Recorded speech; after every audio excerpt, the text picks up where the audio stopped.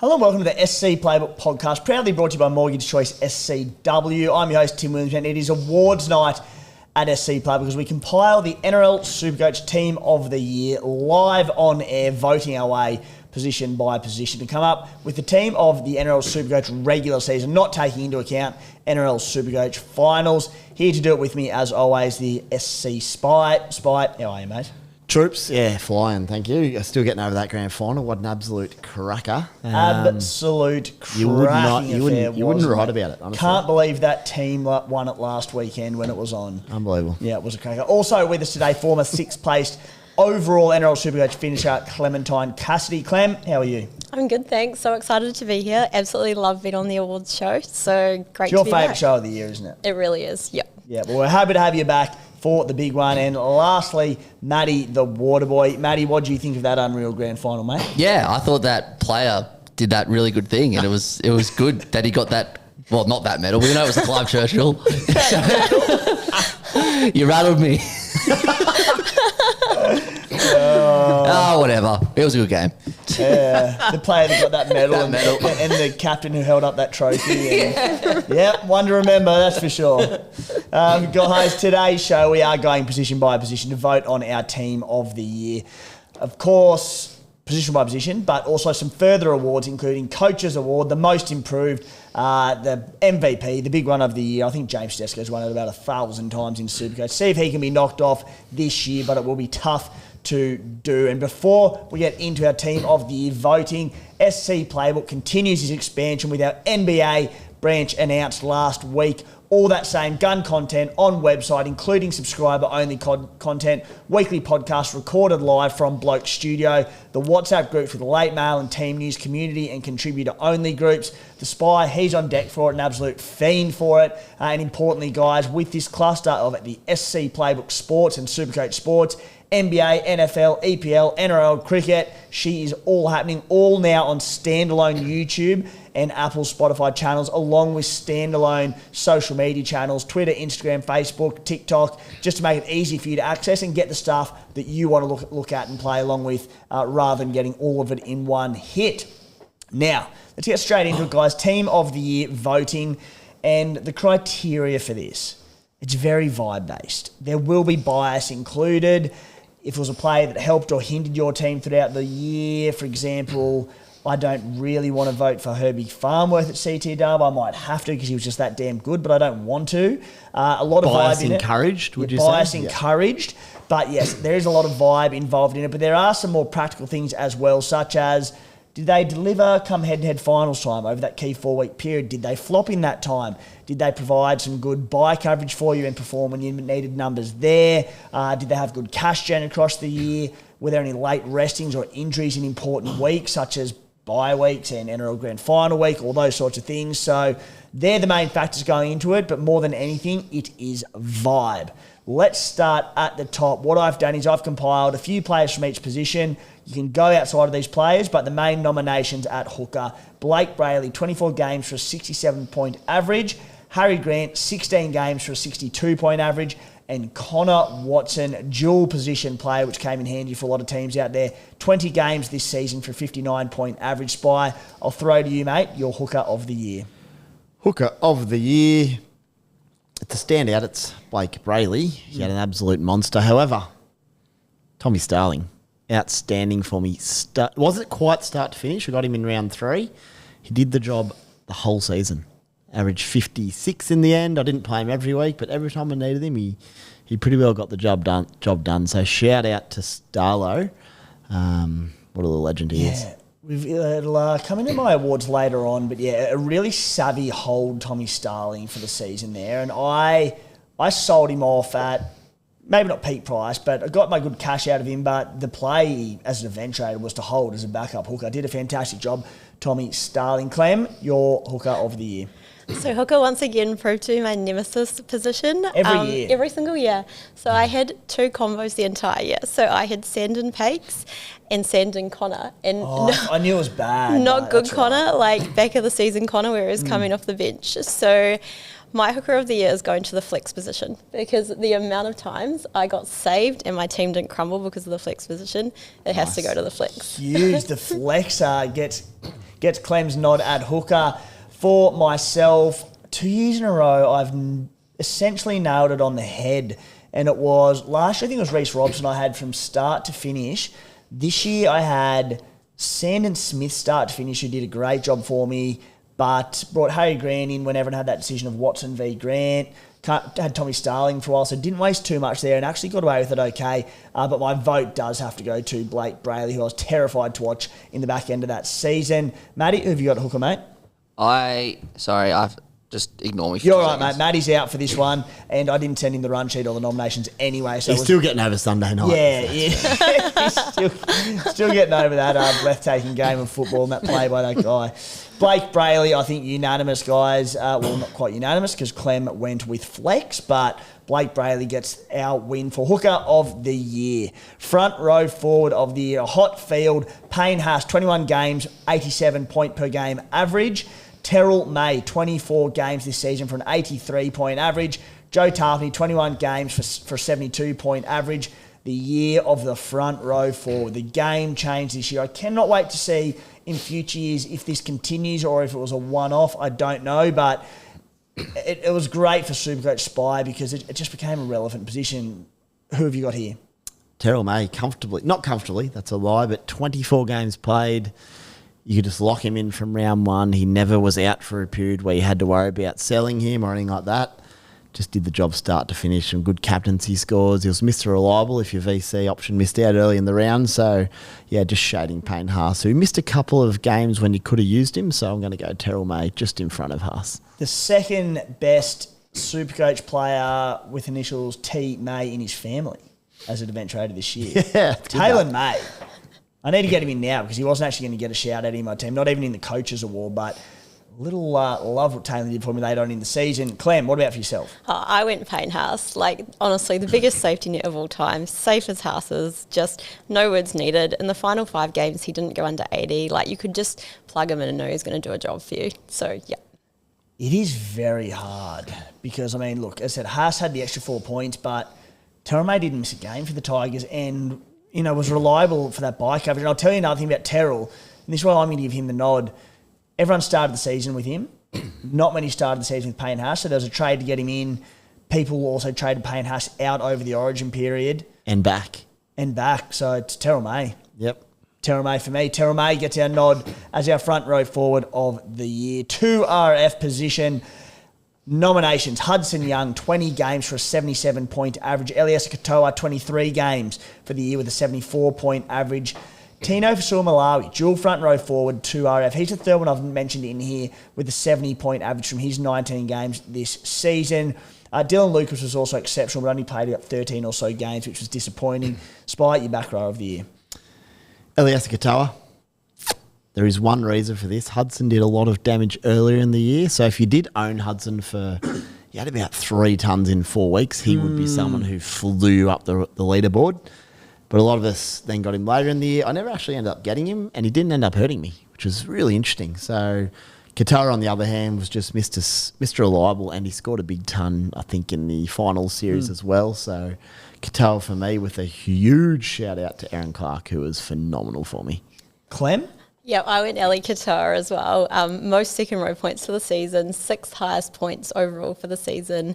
I owned him and Hughes, and just that 1-2 punch of when they combine, like, it's amazing. Like, you get all those points. So, yeah, he's definitely my second row of the year. And also shout out to Aaron Clark for being so good for the Wild. Yeah. Amazing. Running this back on the fly, I was unsure, but sort of listening to what you've had to say and to echo things a little bit, but I'm going to go Elias Katoa as well. And I think the one that separates them with, you know, pretty similar in scoring average, for starters, a few extra games for Katoa, and that is purely due to Origin duties and a rest in round 27 for the Rays for Hutto, so no knock on him, but just didn't really get up finals time, Spy. So rounds 23 to 27, and that was the period of the season, to your point, he did all his damage with those 3 tons on the trot when not many owned him, and if you did, good luck to you.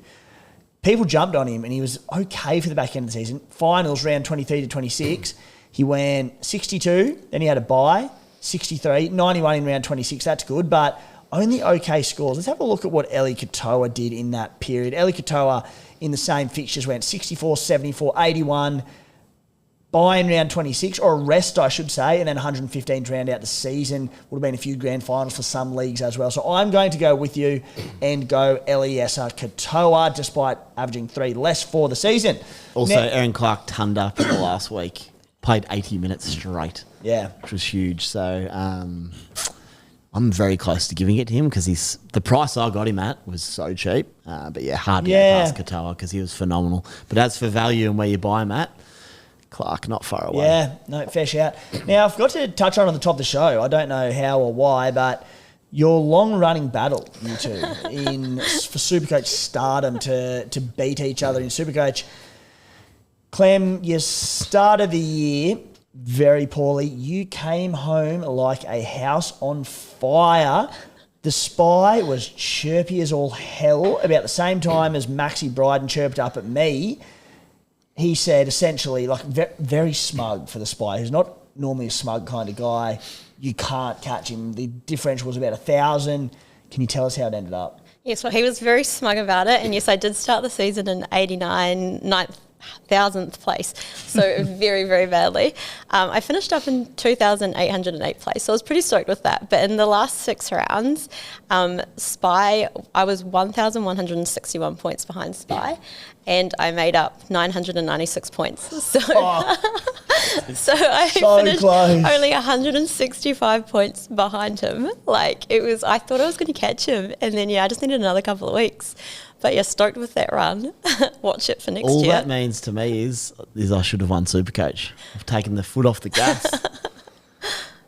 There was a serious panic when you came round in the last round or second last I came in the round, second, maybe. and you had the biggest panic because I told you how Walked close in I and was. shot, I'm live scoring. I'm 40 points off you. I was like, what? His face was just like, what? No, and he like checked it. I think it was and the I'm Sunday yes. Arvo last game. Like, okay, I've got Jaden Campbell captain still, and then thankfully I blew it back out to 185. I'm assured. 165. The facts remain you couldn't catch me, but geez, it got closer than I thought. Oh, that would have been all time. Oh, for it you, was that. so good. I may have retired.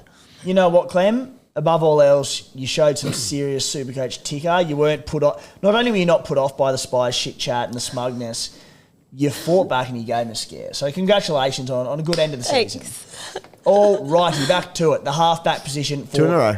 the year. You just wait till next year. I've got you. Nathan Cleary at halfback, 19 games for an 84-point average for the season. Nicho Hines, 24 games at 76 points for the season. Jamal Fogarty, 22 games at 68 points for the season. Look, Cleary's going to be pretty hard to go past here with, an 8-point swing between him and Nicho as the next best, but it didn't always feel that way throughout the season, Spy. He finished quite well, but it's probably got to be Cleary, I suppose, but I don't think there's as much in it as the numbers suggest. Well, I was going to suggest Nicho for stability. Yeah. He's 8 points a game average off him, but 5 games more. I think may have played every game bar the buys. Reliable throughout Origin. You could build your side around him this year. Wasn't the Nicho of old where he was banging out monster tons week in, week out, but he still had a couple. And 76 per game with other blokes going down injured and, you're having to trade elsewhere and whatnot. I'm going to give him the nod for consistency and reliability over Nath, who's got that upside, but still missed 5 games and you still had to deal with him coming in and out and these sort of things. So I'm going to give it to Nicho. Trades in and out for Cleary at stages as well, whereas I think I started the season and finished with Nicho. I'm pretty sure. I think I started with But that. even if you bought Nicho in at some stage, he typically would have stayed in your side. So those points all add up. They didn't have to worry about Origin. We knew he wasn't playing Origin. So I'm giving Nicho the Supercoach nod. Keen to hear Clem's thoughts because the numbers probably lean to Cleary, but the wet-haired prince, No. if Spy's got his boys, he's your boy. Yeah, well, I'm going Nicho as well. So I didn't own Cleary for a lot of the year, and I owned Nicho for the entire year. So he scored 2,203 points for my team, which was the most points any player scored for my team. So that's why I'm giving him the nod. He was so consistent. Like, we might not have got those massive scores all the time, but he was really, really consistent. I think, if you're like me and you didn't own Cleary for a lot of the year, it has to go to Nicho, plus obviously the hair. So bonus points for that. He upped the hair game in my team considerably. Do you think he needs a new hairstyle moving forward, or are you happy just to run with it? It's been a long time. I think it should just stay the same. Yeah, you happy? Okay. Yeah. Yeah. Yeah, you know what? Does look pretty cool. I feel harsh, but I think you're right. Like, especially when you put bias into it. I started the year with Nicho Hynes and had him for the entire year. Played just at every game, scored well. I think his lowest scores were 38 or something. Cleary, because of that high starting price and because of Origin, I traded him in round 6, traded him out around Origin because he was missing games, and then back in for the run home. So, yeah. Nicho Hynes, didn't see that one coming. So, Nicholas, well done, mate. Yeah, Nicho, a reminder of what he can... On what I can... a down year's harsh for him, but didn't light up. And there were some critics around him at stage in the year. Still averaged 76. The dude can just Supercoach. At 5'8", one of the tougher positions, Jaden Campbell, 20 games with a 73-point average. Cam Munster, 21 games with a 70-point average. Tom Dearden, 22 games, a 65-point average. Ooh, could even go a little bit left field here if you really want to get weird. Spy, who've you got? Well, AJ Brimson scored the most points at 5'8", which is remarkable. Not that he was ever bad. Yeah, but I know. Again, he's and dual position. Ethan Strange steamed home with a 3-round average of 75. Sorry, 5 rounds 75, 3 round of 104. So he was clutch late in that season. Even Nicarima at times, but he did the hemi, unfortunately, when he was just starting to really hum. I think I might narrowly give it to Jaden Campbell, but I could be very easily swayed, I'll tell you that. Clem, what do you got? Yeah, well, I'm just going to go Jaden Campbell as well. I actually struggled with this position a lot, and I felt like he was just so fun to watch. So, I really like players who are fun and sparky to watch, and he's that. So, yeah, definitely going to him. Also, he scored that 116 in the final round. So, yeah. I feel like that, swings it for me as well. I feel like he was quite a good captaincy option at times as well, whereas you wouldn't really captain a Did or any of the blokes mentioned, to be honest, whereas him having that option as well, like that was a big one for Jaden Campbell. He did have, and unfortunately, under our criteria of bias, injuries do work against you, but he did have an 8.27, so you can probably bump that up a little bit as well. You could potentially do the same with others too, but yeah, I just think when you look back on the year, Jaden was terrific and terrific at sort of important stages of the season over the back end as well. 3 tons in his final 7 or 8 games when a lot of people jumped on. Was quite strong as well across Supercoach finals, so I'm going to go with you in Jaden Campbell. CT dub, Herbie Farnworth, 19 games for an 84-point average. Zach Lomax, 19 games with a 78-point average. Jacob Kiraz, 17 games with a 76-point average. And Mark Nwanganita-Waze, 22 games with a 75-point average. Spite, talk to me. It's got to be Herbie. What a monster. Yeah. Averaged 84, would have averaged 104 if he played the last 60 minutes against the Warriors. And the beauty was you could then just sell him. There was about 6 weeks to go or something, so you could move him on for someone good for the back end of the year. He didn't play too many headaches with us. But got to give a serious shout out to Marky Nwanganita-Waze. 75 average. You could have picked him up if you started with him about 450 or something. Phenomenal. Had a few little periods. I mean, you also could have sat him on the weeks against tougher matchups. A few of the down weeks he had, people definitely sat. Like I had a really good sit v start relationship with Mark Nwanganita-Waze in the back end there, and like most people sat him at least for a couple of the 30s and 40s, so that plays into it. I think he's very close, played a lot of games, but Herbie was insane. And just a personal shout out to Christian Tuipulotu, who was brilliant for me early in the season and did his hammy after everyone brought him in, so that was like sad for him, but from a Supercoach perspective only, I was like, everyone just used to trade on him. I can just trade him out now. I've got the I point. had the same with Tuipulotu, yeah. He was brilliant for me. Him and Gutho early season got Clem, things rolling. just all aboard the Herbie Express. Yes, I'm so sorry, Timmy. I'm going to have to rub it in, but definitely Herbie was the CT dub to own in the Supercoach season. He was amazing. But I also want to give an honourable mention to Mark because I bought him in around 12 and so stoked I did. So I had him for like heaps of his big scores. I probably didn't do this at the start as well as some, but yeah, definitely the most funnest player to watch. He gave us such great moments, and so yeah, definitely runner-up to Mark. Yeah. Obviously, it has to be Herbie Farnworth. Kaeliro is the other shout-out, who averaged 72 points. After really struggling to find the try line last year, he scored in 9 straight games, including a double in there to start the season before injury. So he was absolutely superb with a base of 36 as well. Alrighty. Well done, Herbie Farnworth.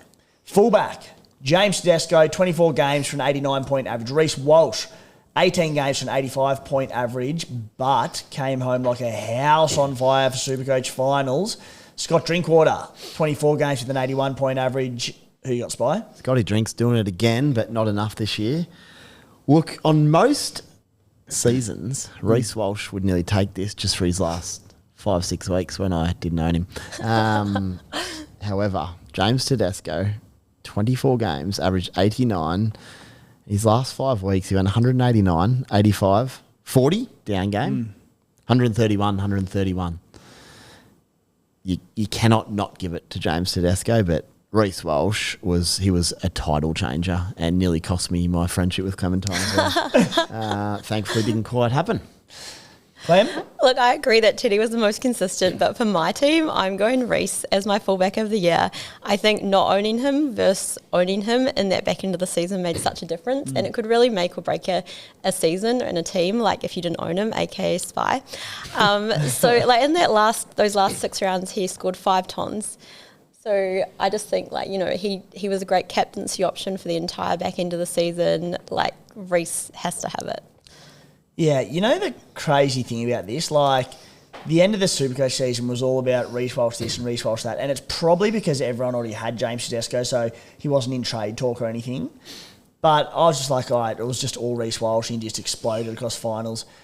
I know it wasn't long ago. I forgot that Teddy in those last 5 weeks had a 189, a 131, a 131. Like, just because that's just what Teddy does. That's what he does. Yeah, look, it's with 6 extra games to his name as well. It's James Tedesco for me as our fullback of the year. Now for Cheapy of the year, We'll correct something quickly there as well. I think I probably would have been friends with you again, but would have probably taken a whole summer. So maybe round 1 next year, but we don't have to deal with it. Worry about it. So fortunately, don't have to deal with that. Back for Magic Round, perhaps, May.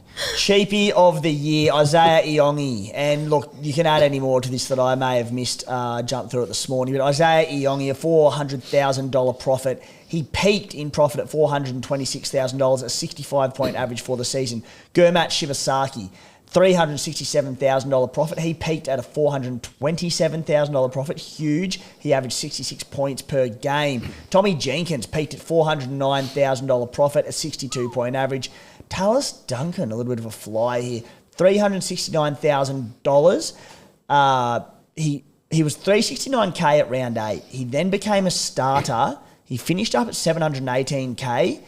A $349,000 profit. Shout outs here as well to Tavita Nafahu, a $374,000 profit, 74-point average in 7 games. And Josiah Karapani, who did some good things as well. Spy, who's your Cheapie of the year? A cracking selection of options here. I'm not going to say Isaiah Iongi because he was good, but it was a little bit of a slower burn in the flex position for a lot of people, where there's obviously a lot. The expectations there are higher. Coming in at number 2, it's Shibasaki in that tough centre position. He just kept scoring well for us early, which was so good. Making money, just an absolute blessing. But I think my number 1 is Tallis Duncan. If I could have owned Tallis around that period where we went, yeah, you could get him. And we didn't knock him, but a lot of people didn't jump on. Could have been special. Like, if whoever did that talked to us, I reckon it would have skyrocketed like a 200 rank into sort of top 30 or something like that to really set you up. I thought it was brilliant. Critical stage of the year, low ownership, Tallis Duncan, Cheapie of the year. Clementine. Well, I've gone on my own team and I kind of went on Shibasaki. He was just such a gun there in the CT dub when we needed him. 9th highest CT dub points. Like, just did what a Cheapie should do. Just made a lot of cash. Like, he was great when I owned him. I also think he only, only 5 scores under 50 points the entire year. Like, for people who held him, I think he was a really good Cheapie as well. Yeah, my personal bias one would be Iongi, and it was one of the big decisions at the start of the year. Do you go 3-gun fullbacks like with the flex, or do you go Iongi? I went Iongi, and I think it was got me off to a really good start and to generate so much cash. I've gone Tallis Duncan as well, Spy, and I didn't have him, but just the fact that, when he was at 369K, then became that 80-minute player, and he went through the roof. So at that time, he was averaging 37 points per game. He finished the year with an average of 61. I have not crunched the numbers as to what he averaged from round, 9 onwards, but there was 5 or 6 tons in that time. He was outstanding. Yeah, I think Tallis Duncan is the man there. Didn't earn as much as the others, but was essentially a 2RF gun in a position that had a lot of injuries as well in the back end of the year. So Tallis Duncan, gets our shout as the Cheapie of the year. Title winner. Coaches Award. Now, this is entirely biased. The person who did a job for your side this year, Spy. Yeah, the Sean Johnson Coaches Award for this season fittingly has come down to 2 Warriors.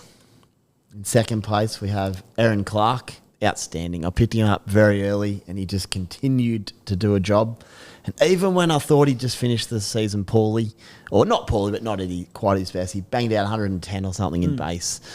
Around 27, so Aaron Clark very close. But it's Chanel Harris-Tavita, ironically, in the halves for the Warriors, is the inaugural recipient of the Sean Johnson Coaches Award. He scored 100 for me in round 19, which was the week after Origin 3, so I had to play him. It was one of them really tough weeks. It was Sunday Arvo, and it was the weekend my whole family went away to Queensland. I got 5 nights to myself. That's the real Coaches Award. And Sunday Arvo, about 3 days on the drink and just bachelor lifing. I just watched him pump out a ton against the Tigers. I'm like, this is unbelievable. And Aaron Clark hit him with a short ball to score. I remember. It was the opening try, wasn't it? Yeah. And that's about round 9. That's actually where my season peaked. That's where my year peaked. Round 19, Sunday Arvo got into 180th on the back of Chanel and Aaron Clark. And then after that, just really petered. But CHT, Chanel Harris-Tavita, Coaches Award. Well done, mate. Yeah, I love it. And it is those sneaky ones that you pull out that no one else has. They're reliable. They don't cause you headaches. They do a job. They don't have to be world beaters, but I love that. And what about for yourself, Clem? Well, my coach's choice is actually going to go to my round 26 team. So I had 5 of the top 6 scorers in that round. So definitely to Reece, Mark, Preston, Teddy and Militalo for their tons. And obviously Reece's 161 to loop. That was pretty ideal. So a team effort. Yeah, that was a freaking outstanding one. Spy, I'm surprised you didn't mention Royce the Choice. Look, he's up there. There's no doubt about it. He, for those that don't know, I got stuck with Royce the Choice hunt all year. He wasn't great. But then in round 20, was it 6 or 7? I can't 27. It was around 27. Again, when I needed him most, someone scored a 20 or something. I'm like, mate, Royce can score 35. I'll take the 15 points. He scored a double in the space of 2 minutes. And I needed it. I'll tell you. I needed it. And he just let things settle for me. No Clementine Cassidy on my tail anymore. And that was pivotal in your little battle, wasn't it? It was massive. It would have been hilarious if you had beat me by his points, by 75 points or whatever it was that he scored. But yes, I was watching that and all I could do was like a round of applause. Yep. Royce not on my watch. For Amazing. reference, Royce Hunt had not scored higher than 33 all season. He's 5 games leading into that 74-pointer, 12, 12, 19, 11 and 6. I was also stuck with Royce the Choice all year. Caused me no major headaches, but just he made looping just tricky at times in a year where we learned that looping with the flex was a lot easier. And last year it was Palazzo Farmasili in that spot. The year before was Franklin Pele. This year was someone Royce in Hunt. that full pack. And I remember at the start he was going, there is no one here. And there wasn't. For myself, I was a toss-up between 2 and an honourable mention to Nico Hines. I sort of forgot that I'd started the year with him and kept him all year, but definitely an honourable mention. And at the Coombe Stallions, this name is joint named after Tyron Wishart and Phoenix Crossland for some memorable moments for my side. And I suppose Cam Murray for his heroics in 2020 as well in the final game of the season. I'm going to give the runner-up to Tino Fasua-Malawi. Had him from round 1. Dual position was unbelievable to be able to swing him between front row and second row all year. Was enormous in the back end of the year when he came back from injury. When he was injured he didn't cause me any headaches. I had players to cover him. I had depth at that point. Yeah, so had him round 1, had him to the end of the season. So Tino was outstanding. And then even in a few of his lower scoring games, I just sat him when I was back from injury or whatever. Sandon Smith is this year's recipient of the Coombe Stallions Coaches Award. Nice. Picked him round 1. Had him for the entirety of the season in a dud hooker position that you just said, Clem, was one of your downfalls this year. And I just played him when I needed to, had the odd bludger here and there when I really had to play him, but I never really had to too often. He had a couple of really big scores in there for me as well. So Sandon Smith, just reliable, did a job. He had a few stinkers there and I didn't have to play him at all. So yeah, Sandon Smith, which takes us to our final award of the night, the MVP, the most valuable player of the Supercoach season. Pretty hot field. Spy, what have you got? In second position, Herbie Farnworth. It was insane. But it has to be James Tedesco. Unbelievable season. Just a shout out to him. He's one of the great blokes. One of the great players. He just keeps on getting it done. How many more years do we think? Couple more in him at the elite level Supercoach, hoping so. He was phenomenal. He's also turned down Kangaroos duties. He was selected for Australia, but he didn't want to be away. His best man at his brother's wedding, so even just not having to play a few off-season games, get that body right for next year. It's Jimmy Tedesco. Clementine. Well, I'm just out here competing for the Reece Walsh Enthusiast Award because he is my MVP and he has officially knocked Nico off top spot. Which is, I know, big to be dropping Just here. end the season with a bombshell. I bought him in round 21 because I couldn't afford Edwards. So I missed getting Edwards the week before, and then I was like, I'm just going to have to make do with Reece Walsh. Got in Reece Walsh, and he just exploded. So he scored over 1,200 points, including captaincy for my team in the last 6 weeks. He almost helped me knock off Spy. He gets my MVP. Reece Walsh. What? So he's knocked off Nico Hines as your number one boy. Yeah. He's so fun to watch. Like, he's like pure cinema. Like, he's just this year, like even in that Raiders game where like he got a sin bin, like he made it like fun. Like the whole thing was just so fun to watch. Came back on and just went on a tear. Like, yep. Jeez, that is a bombshell. I respect your reasoning, but I thought you're more loyal than that. I'll note that for future. Look, he's still up there, but for this Wow. season, I just feel like he helped me in the back of the season so much that he's up there. Cop that, Nico. Nico can get it back next year. Yeah, we'll see about that. For Playing hard to get. myself, look, I think, and this isn't a personal bias thing at all, but Terrell May deserves runner-up more than Herbie Farnworth. Yep. Terrell May, everyone started the year with him, finished the year with him. Sure, he might not have been a point of difference for everyone because everyone had him, but a reliable captaincy option on so many tough weeks. Played every game of the year and averaged 83 points, a point less than Herbie. And you would never, not often was Herbie a captaincy option, probably could have been, but no one really did it. Yeah, and got through the whole year, including those final weeks when people were short on numbers. So Terrell is the runner-up. I have given it by not a huge margin, but I've gone to James Tedesco as well, he's won this award on the SC Playbook podcast many a time. And look, I think he was the RLPA Player of the Year. He'll have won a Dalian medal by the time this has gone to air as well. And yeah, James Tedesco, I think this will be the top gong for him in all his accolades this season, winning the SC Playbook MVP Player of the Year.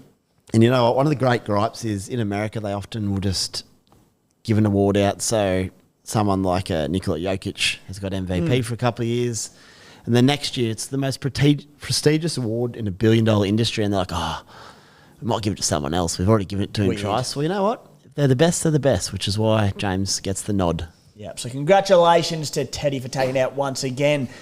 Before we wrap it up, anything to add, Clem, or are we good? Yes, we need to do the annual Hero of the Year awards. Yes. And Newey is going to win something. Thank God. So definitely goes to the two Fletchers. The double act. Fletcher Sharp and Fletcher Hunt for having the most glorious mullets I've ever seen in my life. And yeah, Newey gets the award.